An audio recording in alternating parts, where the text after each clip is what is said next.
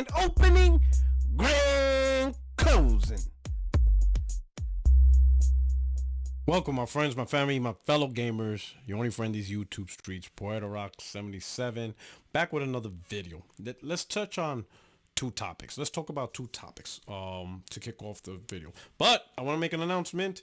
Tomorrow, Puerto Rock Live, special guest King David of the Iron Lords podcast and Xbox Fun Live News, 8:30 p.m. Eastern Time. Tomorrow, the video's already been, the event has already been created. Hope to see you there. It's going to be a great time.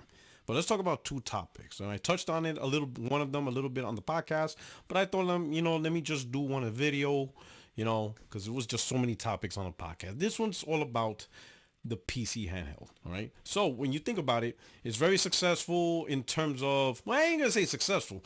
It's talked about a lot with a lot of gamers, if you're on social media, on Twitter, and you're in the gaming community, you probably ran across somebody that owns some type of PC handheld this type, whether it's the SteamDeck, Asus ROG Ally, Legion Go. You probably seen podcasts and conversation about it. You've seen some people talk about it, how great it is. It's amazing. Probably had discussions, how they say, oh, it's PC-like with a couple of peripherals. You could pretty much replace your laptop because it's Windows-based, specifically the Asus ROG. You've seen people with videos of them doing email and stuff like that and playing games. So it's a pretty popular stuff, right? Because of this, you've probably seen people talk about, the upcoming potential handheld wars, right? With Xbox potentially making their own handheld and PlayStation potentially coming back with a handheld. And of course, Nintendo Switch, probably the most successful handheld out there, right? All these things lead to the new frontier. That's not really a new frontier to begin with, but the new thing might be heading towards a handheld predominantly being the big thing. But there's a problem with that, right? Because recent article has been released showing from IDC, who track this stuff, the actual sales of these PC handhelds. And I'm going to tell you, I'm not going to say they're not good, but I will say they're not impressive if we're going to start talking about handheld wars and stuff like that. In fact, it's pretty pathetic if that's the conversation. If the conversation is the future is heading towards more handhelds, more people are going to adopt handhelds, and potentially less people are going to buy consoles, not a good start. Well, right here, from IDC, it says, so here are the estimated combined shipments of SteamDeck and Windows-based Asus ROG Ally, Lenovo Legion Go, and MSI Claw from 2022 through 2024, and they estimate what could potentially be sold in 2025. So in 2022, 1.6 million handhelds were sold. In 2023, 2.8 million handhelds were sold, and in 2024, 1.4 million handhelds were sold. Now, if you actually look at those numbers, it's pretty pathetic. They're not good at all in a sense of having this conversation of PC handhelds and handheld wars, and less people might be interested in consoles and stuff like that. The numbers is not good at all. To be honest, let me put it this way: if these were Nintendo Switch numbers, it would be an absolute failure. Because if you combine all these sales, they amount to about 6 million sales. Looking at this article, but out of those 6 million shipments, the lion's share has been Steam Deck itself. So you're talking about 6 million consoles, handheld sales, in 3 years.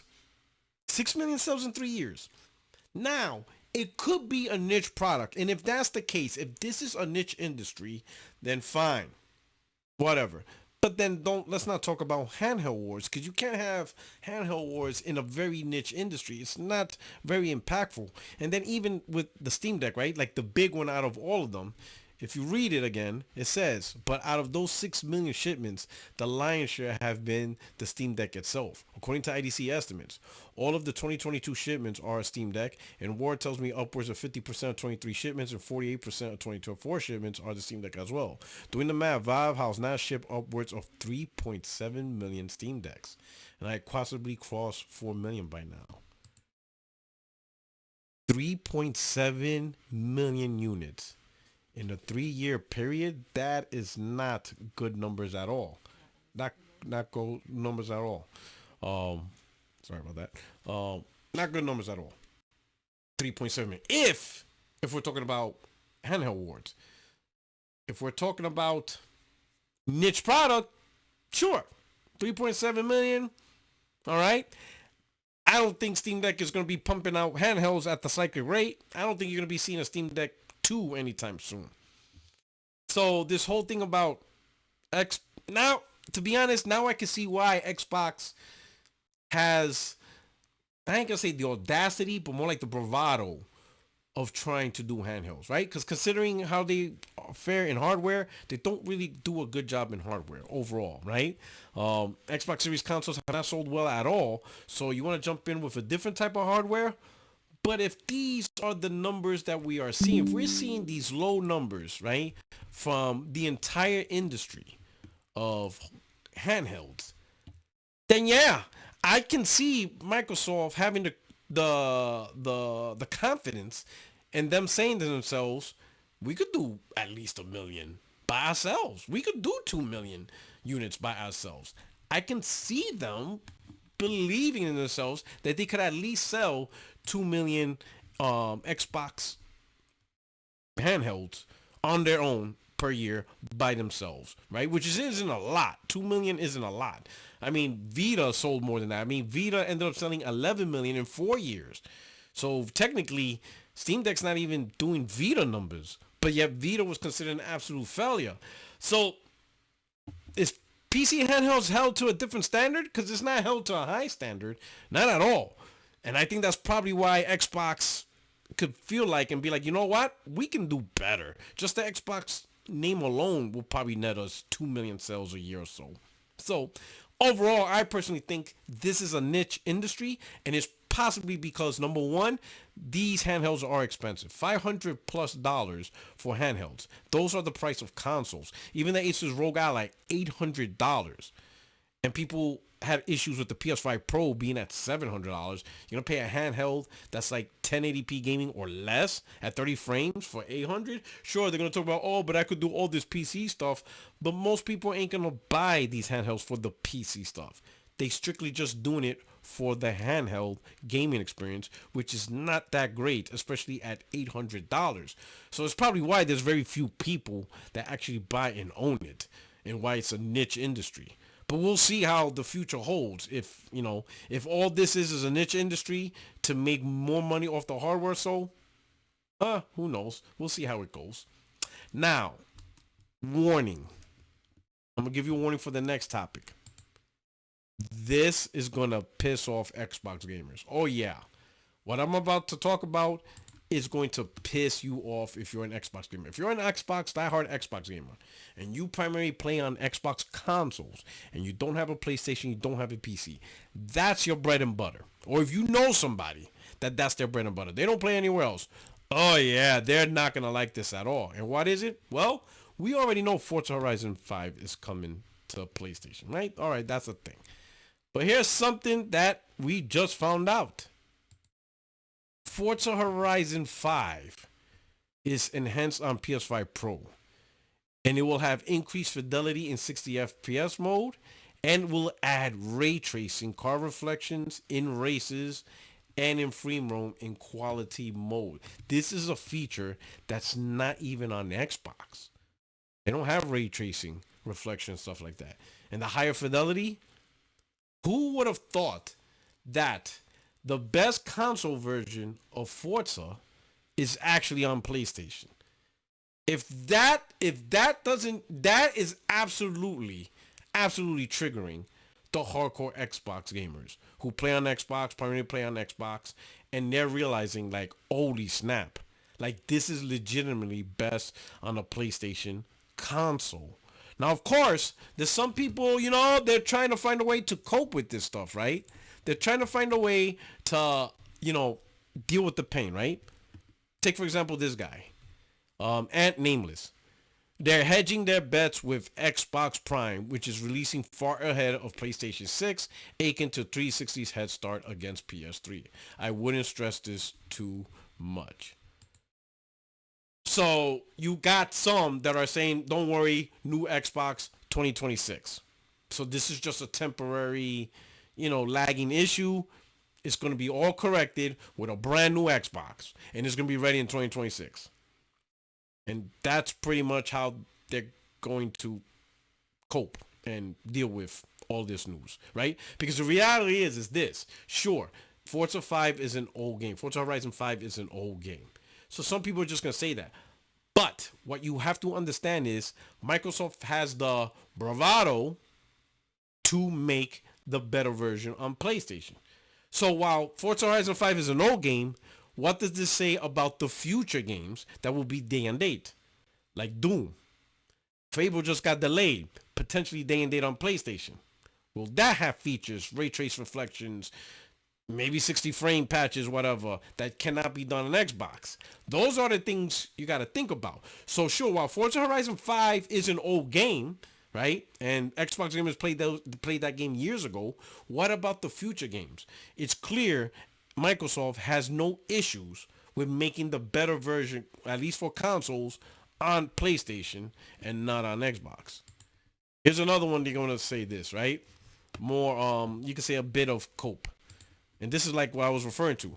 The final update already came out. Xbox folks who actually played and loved this exceptional game don't even care.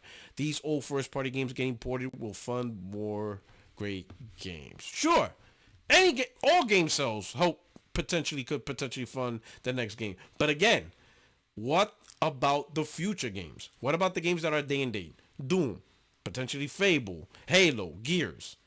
This is just precedence that Microsoft already set to say, hey, PS5 Pro is here. We don't have that level of machine, but just because we don't have it doesn't mean we're going to miss out on great technology and provide the best console experience possible, even if it is not on Xbox.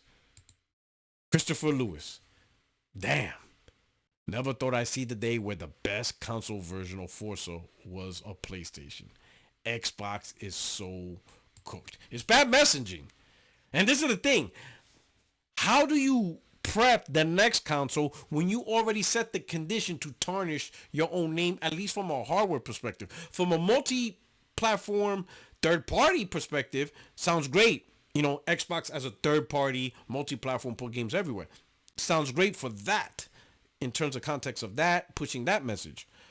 But to sell your own hardware, Xbox hardware, and you creating these situations that makes Xbox hardware look bad, I don't know. I don't know what Microsoft's gonna do. Is Microsoft even gonna release hardware next gen?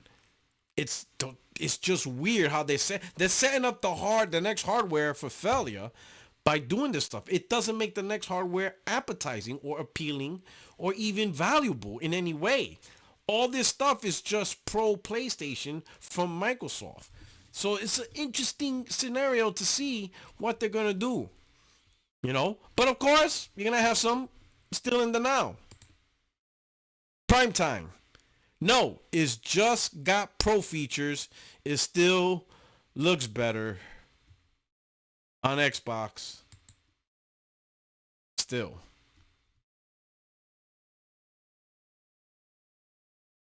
I don't know. I mean, at that point, you can't even react to that in a way. You could just be like, just let it be. Just let them be. You're going to have a small contingent of people in denial, right? But that contingent is not big enough to make any change or to matter or to sway Microsoft decisions. It's just going to be that little small delusional contingent that exists. And at that point, just let them be. Just let them think they're Abraham Lincoln. That guy in the corner who's a bum thinks he's Abraham Lincoln. It's all right. Yes, you're Abraham Lincoln. Here's a quarter. Put it in the cup.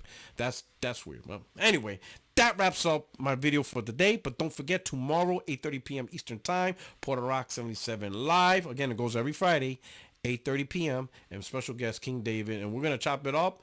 And some great topics we're going to talk about, right? We're going to see how he feels. We're going to talk about the stuff. We're going to talk about, his success with the Analyst podcast, all that stuff. It's a great casual conversation. It's not like the 60 Frames No Like podcast, where, it's a little bit abrasive. So far with Friday lives, it's been very casual, very good conversation. I think you're gonna love it. And, well, when you just want to sit down and listen to just two people just chat it up and have a good time. All right. But anyway, I'll see you tomorrow, and I hope you enjoyed this video. Subscribe, hit the like button, and check out future content and stuff like that. All right. But anyway, you guys take care. I appreciate your support. I appreciate you guys being here. Peace. Grand opening.